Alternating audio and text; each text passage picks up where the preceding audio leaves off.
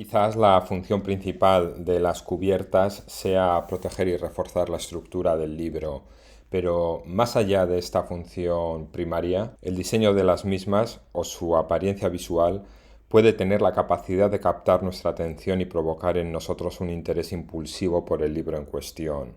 Ante la gran oferta editorial que existe hoy en día, el diseño de la cubierta será una herramienta importante para captar nuestra atención y para aportar una apariencia atractiva a la obra. Utilizar elementos, figuras o colores que impacten es una fórmula, pero para mí muy importante, más allá de aspectos que sean bonitos o atractivos porque sí, es que el diseño de la cubierta sea fiel al contenido de la obra. Es decir, que transmita visualmente la esencia de lo que nos vamos a encontrar en su interior. Y respecto a todo esto, y a colación con la que ha sido una de mis últimas lecturas, hoy repaso algunos ejemplos de cubiertas que yo entiendo, que me gustan y que para mí tienen sentido. Atentos porque comenzamos. Bienvenidos a Palabra del Lector.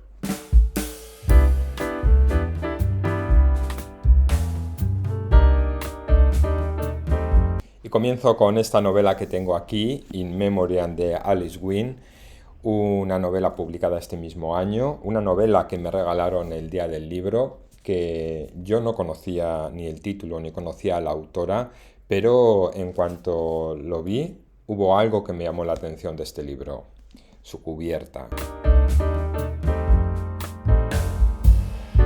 Pero ya que ha sido una de mis últimas lecturas, como digo, permitidme que hable un poco de ella, que la recomiende y luego os comento lo que me sugiere a mí este diseño de cubierta. Esta es una historia plagada de momentos emocionantes. Aquí encontramos tragedia, encontramos ternura, encontramos horror, mucho horror, porque nos van a hacer pasar por escenas bélicas bastante encarnizadas.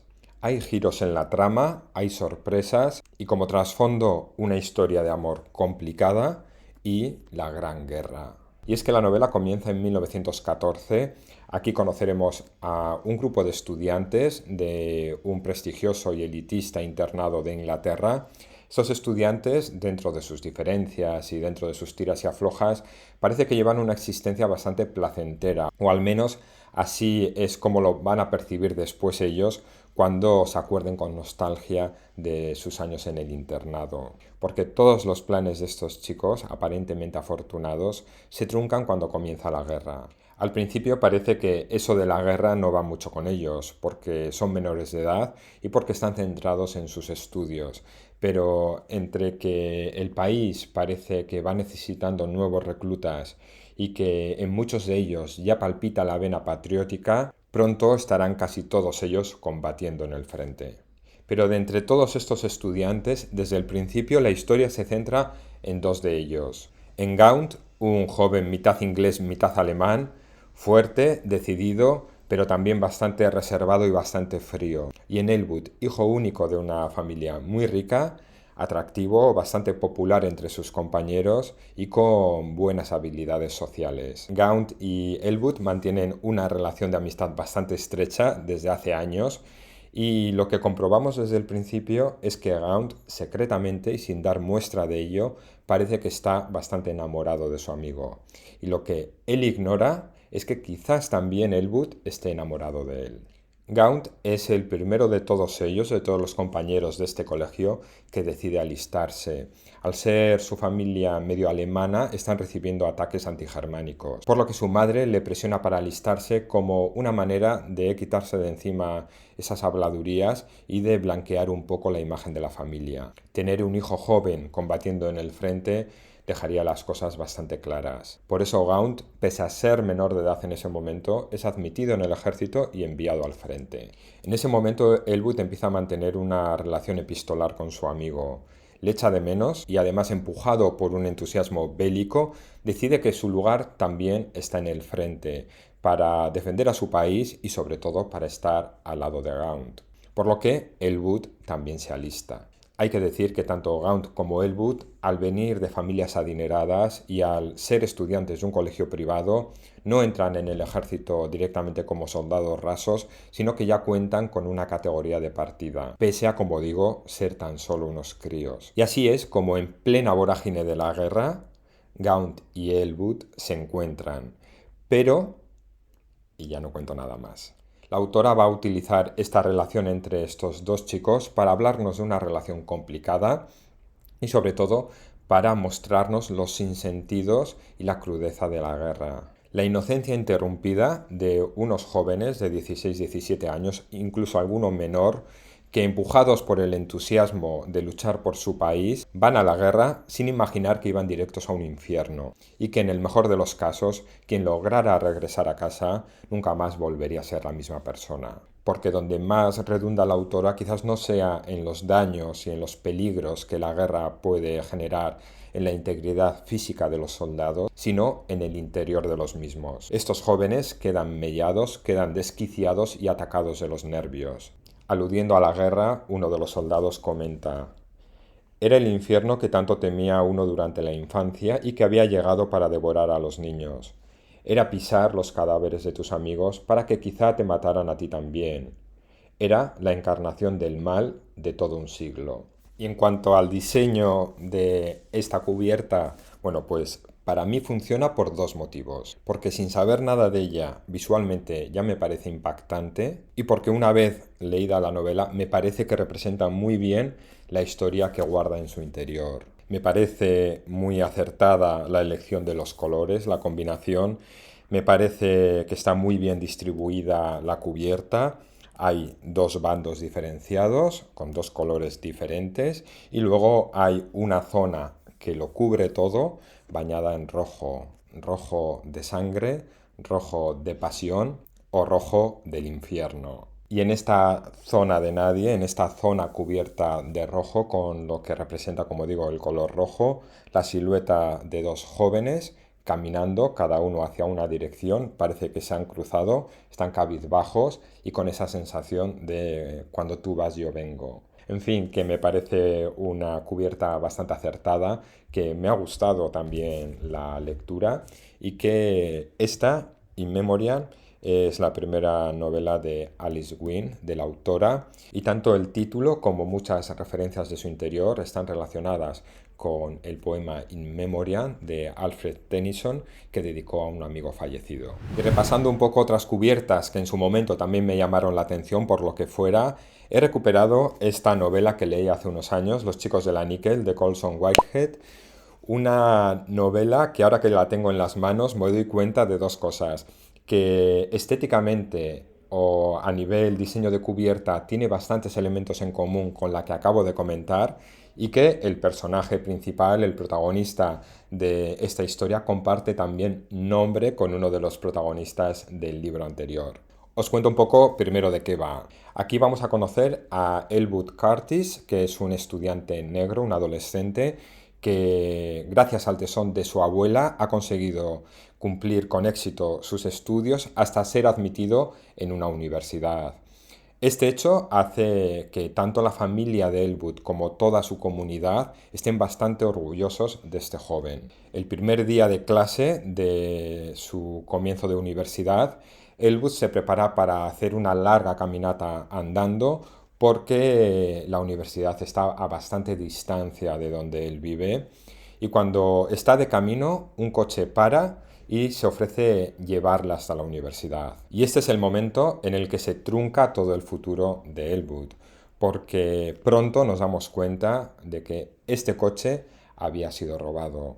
Les para la policía, identifica a los conductores, identifican el coche robado y los dos jóvenes son detenidos. Ninguna excusa le servirá a Elwood para librarse de su condena, de su castigo, porque dos jóvenes negros conduciendo un coche robado en aquella época no daba pie a ninguna duda. Elwood entonces es trasladado a la níquel, un reformatorio que cara a la sociedad es una academia para que jóvenes problemáticos puedan reconducirse, pero que puertas para adentro es todo un infierno, donde el racismo, la humillación y los castigos se llevan hasta el extremo.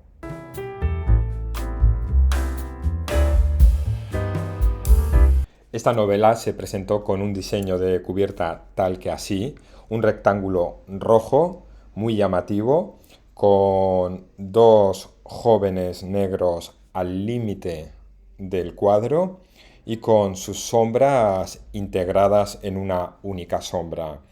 Seguro que si habéis leído esta novela encontraréis algún sentido a este diseño y si no lo habéis leído, quizás como me pasó a mí, os impacte y por lo que sea os llama la atención. Aunque estas cosas, dejo claro, que son muy subjetivas, lo que a mí me puede gustar o llamar la atención puede pasar muy desapercibido para otro lector. Porque yo sí que creo que a mí me llama más la atención un diseño de cubierta que sugiera algo más que una imagen explícita. Otro diseño de cubierta que también me gustó, que llamó mi atención, fue este que tengo aquí, el de Lolita de Vladimir Nabokov, en esta edición de compactos de Anagrama.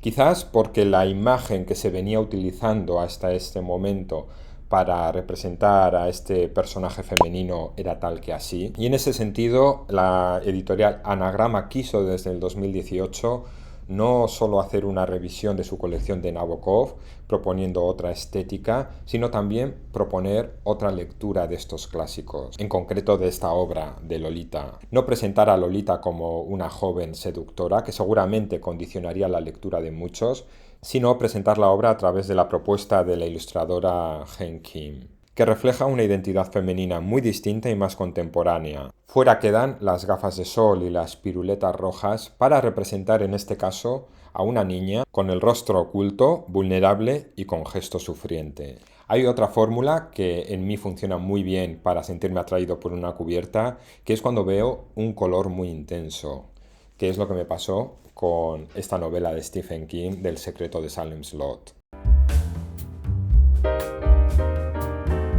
Y es que esta cubierta genera un impacto visual y llama enseguida nuestra atención. Yo compré esta novela en una librería muy grande donde tenían toda la obra de Stephen King en unas estanterías. Obviamente había muchísimos volúmenes porque la obra de Stephen King es extensa y además cada título estaba presentado por distintas editoriales. Al buscar este título, entre los libros que encontré, este fue el que me llamó la atención, precisamente por este color. Y luego analizándola un poco, que vemos que predomina el color verde intenso, hay una pequeña casa misteriosa y todo enraizado generan o crean el nombre de Stephen King, que al fin y al cabo tiene mucho más gancho que igual el título de la novela. Pero una vez leída esta novela, lo que más me gustó, a diferencia de otras ediciones, es que ni el diseño de cubierta ni la sinopsis que aparece detrás hacen ningún spoiler de la historia. Porque es muy fácil encontrar en este título sinopsis o cubiertas que ya nos revelen qué giro va a dar esta historia en mitad de la novela. Y algo tiene que tener este color verde cuando John Gray, conocido diseñador de cubiertas, ha recurrido a él en varias ocasiones. Por ejemplo, en el diseño para Gente Normal de Sally Rooney.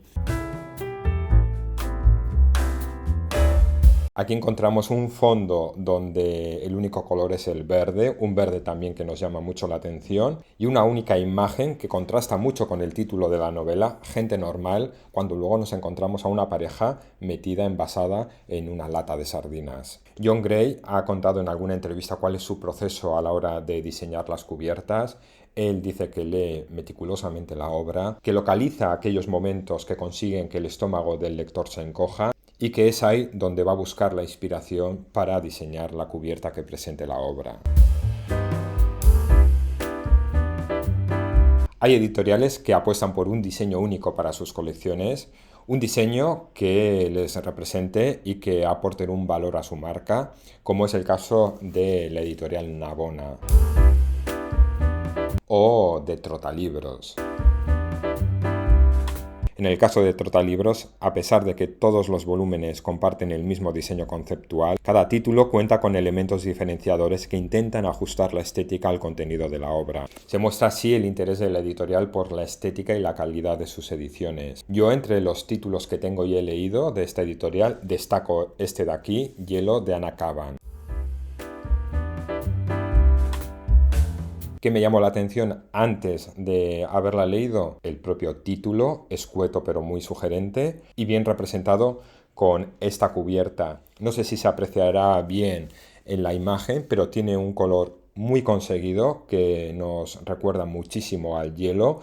La cubierta parece que está escarchada, un color y una textura especial, pero a la vez es un diseño que ya vinculamos directamente con la editorial. En cuanto a la obra, esta es una lectura confusa, inquietante, pero adictiva. Un relato poco convencional, con una trama que no es fácil de seguir y una narración de la que no nos podremos fiar del todo porque dependerá de cómo la interpretemos cada uno de nosotros. Eso sí, yo mientras la leía no podía parar de pensar qué es lo que tiene que pasar por la cabeza de una autora para llegar a escribir algo como esto. Leí esta novela junto a Mari José y esto es un ejemplo de cómo leyendo lo mismo dos personas pueden encontrarse con historias tan diferentes. Estos son algunos ejemplos de cubiertas que a mí me parece que están bien pensadas, que en mí funcionan, me generan un impacto, me parecen sugerentes y qué tipo de cubiertas a mí no me parecen interesantes. Bueno, pues por ejemplo, esta que tengo aquí, la casa de las ventanas de color naranja, y nos colocan aquí una casa con las ventanas de color naranja.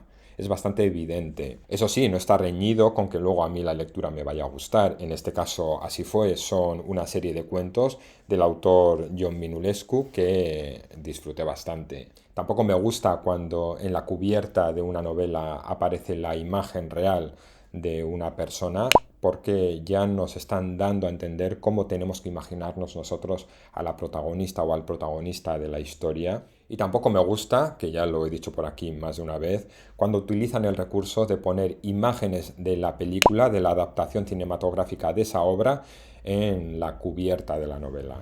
Y dicho lo cual, espero que me comentéis vosotros cuáles son las cubiertas que a vosotros os funcionan, que os impactan, que os sugieren y que creéis que están bien relacionadas con el contenido de la obra que vais a leer. Y eso ha sido todo. Hasta aquí el vídeo de hoy. Gracias si aún estáis por aquí por haberme acompañado durante estos minutos. Vuelvo en un siguiente vídeo y hasta entonces, como siempre digo, espero que disfrutéis de vuestras lecturas.